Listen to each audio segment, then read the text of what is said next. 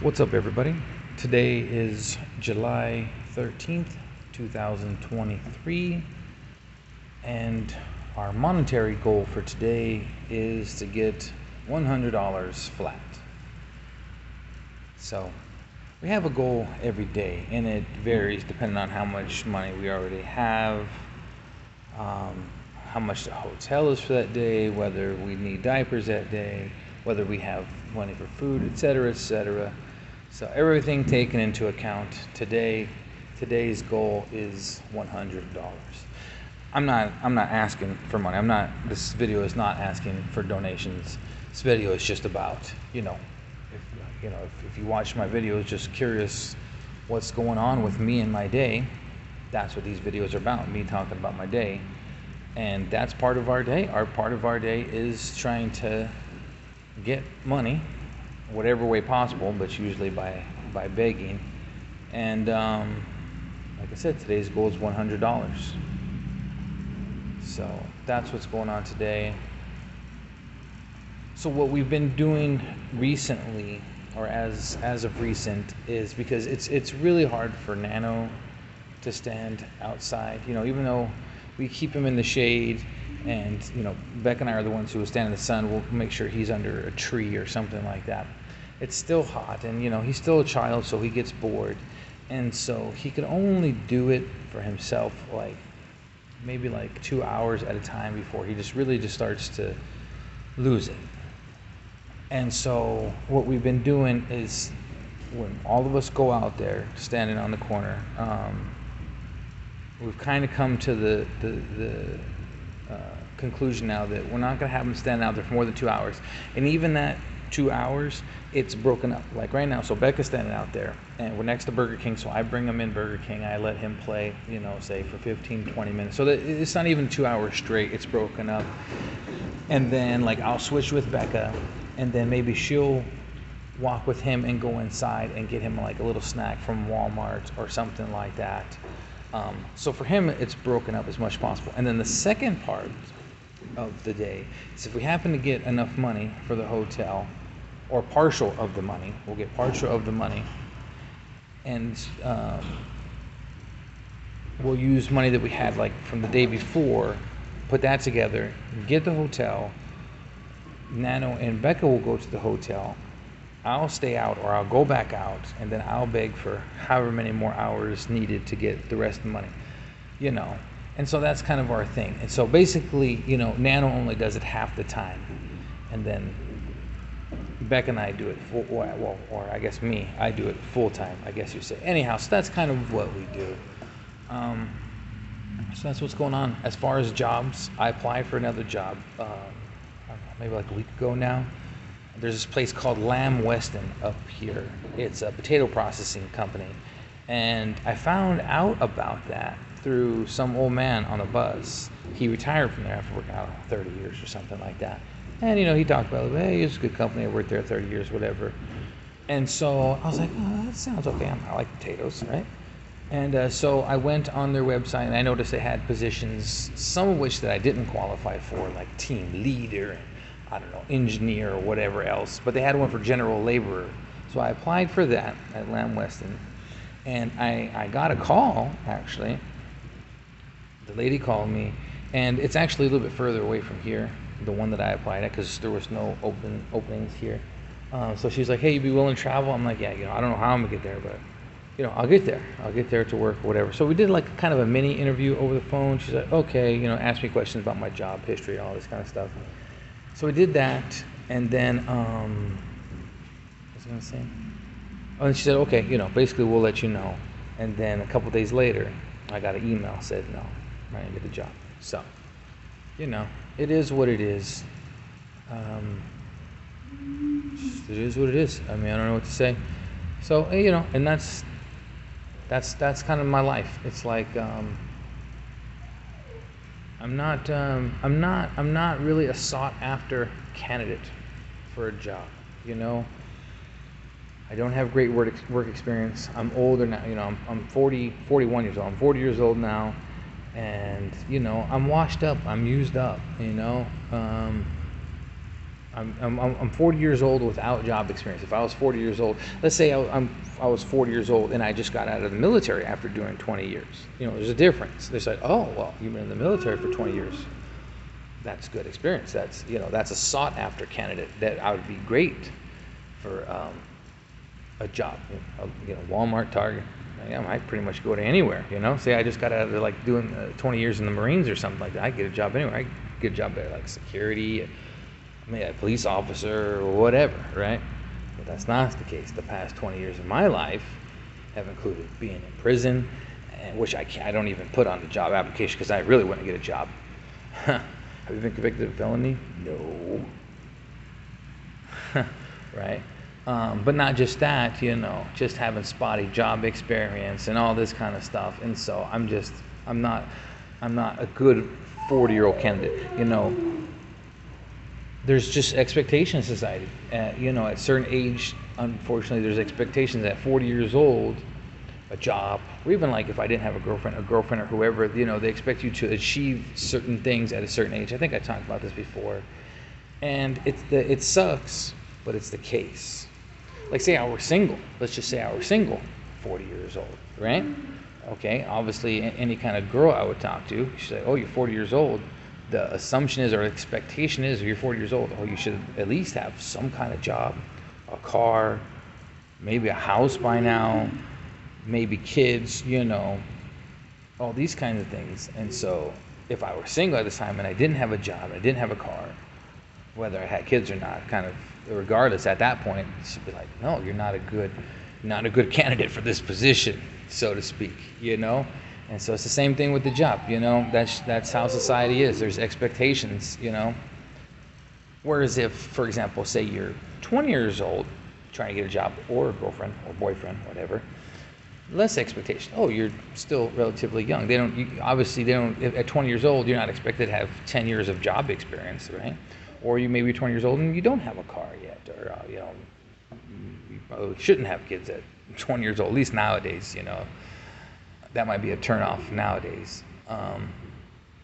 But, you know, and even more so if you're 16 years old. 16 years old, you say, oh, I never had a job. I don't have no job experience. Oh, okay, well, that makes sense because you're 16, you know. You're still in school or whatever. Okay, it makes sense. But again, at 40, I don't have any job experience. So that doesn't fly. And then, okay, so it's like, well, where you're 40 years old, where have you worked? Well, here, a couple months here, a couple months there. It's bad, you know, it looks bad. And I'm not oblivious to that. I'm not ignorant to that. It looks bad. So that's why it's harder for me to get a job. And I'm not making an excuse. This is all just reality stuff. Again, it would be if I were single and I was trying to get a girlfriend, it'd be harder for me to get a girlfriend too, because it's not appealing. Not to mention I look at it. Even if I wasn't homeless, I'd look homeless, you know. If you want to get a girlfriend, you got to shave up and maybe got to do some push-ups or something like that. You know, Andrew Tate says you got to do some push-ups. Got to have some money, you know. 40 years old, I go to get a girlfriend. She's going to expect me to have some money. Maybe some money saved in the bank. Like I said, she might expect me to have a house by now and a decent job, not working at fast food or something like that. So yeah, so that's the case. So yeah, so you know, that's the case. I don't know how. Now the question is, like I said, that's the reality, okay. But the question is how to overcome that. Is the question.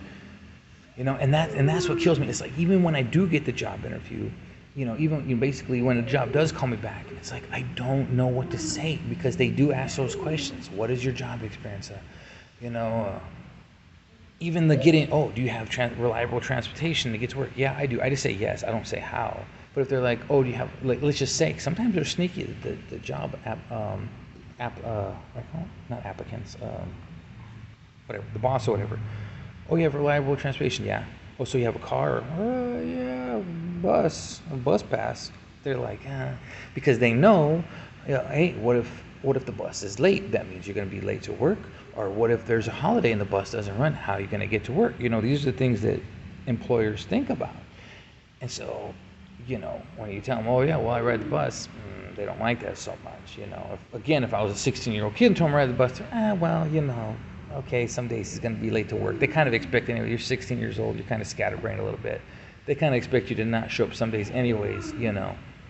But when you're 40, it's like, you know, you need to have a car and you need to be able to get to work every day, because sometimes the 60-year-olds are not going to show up, and we need you to show up because you're more older, you're more mature, you know. So yeah, so the question is how to overcome this stuff, and that's the answer that I don't know, because I go into these jobs, you know, and you don't just, the way society works, you don't just get a job, you have to go to an interview. That's how the world works. And they ask you these tricky questions in the interview, and you don't know what answers they want. You don't know what the right answer is. I don't know.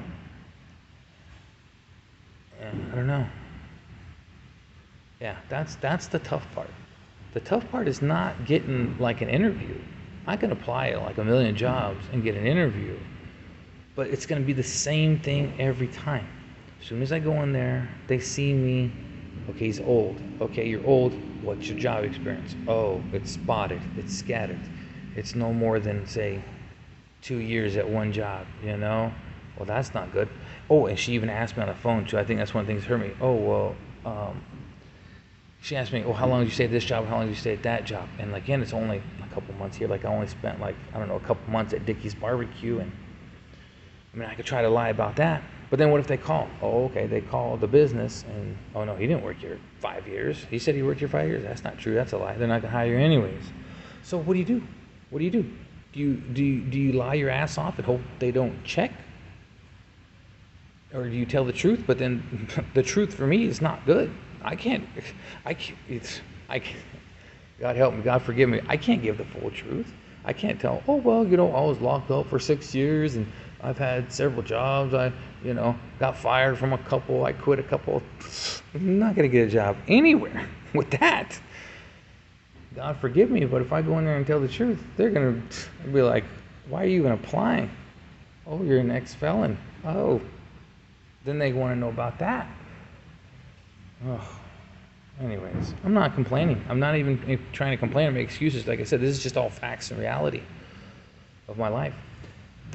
Now, what you should take out of this, especially if you're younger, say you are, say, 16, or say you're 20 years old or younger watching this video, even if you're 8 years old, what you should take from this is don't screw up your life. Instead of me going to prison at 18, I should have done like one of my uncles. One of my uncles went to the military, the Navy, at 18 or 17, whatever. So I should have done. That's the smart thing, you know, or into whatever career, you know. But say I went into the military at 18, I would already be at 38. I would have been able to retire. So that's what you should take at is if you're someone younger or even in your early 20s, you kind of don't know what to do. Don't go to jail. It's not just that jail is bad. Forget that. Say you're tough and, oh, hey, I get to prison. Okay, good for you. But what are you going to do when you get out? Are you going to stay in prison forever? What kind of life is that? Okay, so you're like, okay, well, I'm getting out eventually. Okay, then what? Then no one's going to want to hire you, you know? And it just screws up your whole life. So yeah, so anyone younger watching this, that's what you should take out of it, is like, basically, don't be like Matt. Matter of fact, I even told one of my cousins that. This was several years back. He was a teenager. And I said, I got one piece of advice for you in life. I said, don't be a loser like your Uncle Matt. That's what I told him. And you know, he was nice. He's like, oh, you're not a loser. I was like, well, whatever. You take what you want from that. But that's my advice. If you say you're under 30, for example, or say 25 or younger, whatever. My advice to you, don't be a loser like me. That's my advice to you. No other advice on drinking or smoking or doing drugs or nothing else. You got to figure that all out yourself. My advice to you younger person, whoever you are, is just don't be a loser like me. Yeah. Don't, you know, I mean, that's my only advice. But like a little side advice or a side note is don't look at these exceptions. Like, you know, nowadays you see some of these YouTubers, for example, that they were locked up and now they're millionaires, you know, making YouTube videos, or they got into investing or whatever. Don't think in your head, oh, well, I could do that. I could, you know, screw up in my younger years, go to prison, get out, and turn around and become a millionaire. Okay, maybe that's a very low % chance, right? But why even put yourself through that? just go into investing now, or like I said, go into the military now, or go into, start at Walmart and work your way all the way up. Why have the in between of suffering, going to prison, or getting shot at, or whatever. So yeah, so that's my advice. Just don't be a loser like me. You don't want to be homeless. You don't want to be in prison. I've been in prison. I've been homeless. Been poor for like my whole life. You don't want to do that. I'm not going to give you all this jive about, stay in school or go to college or do that. I'm not giving you any of that jive. My only advice is just don't be a loser like me. All the particulars you got to figure out yourself. How you can figure out how to not be a loser, you got to figure that out. In your own life and your own timeline or whatever. That's my only advice. Just don't be a loser like me. So that's it. Anyways, so we got to get back out there. Got to go help Becca out. I'm telling Nano he should be almost done playing. He really likes this Burger King play deal. Yeah. All right. Well, thank you for watching. I'll see you guys next video.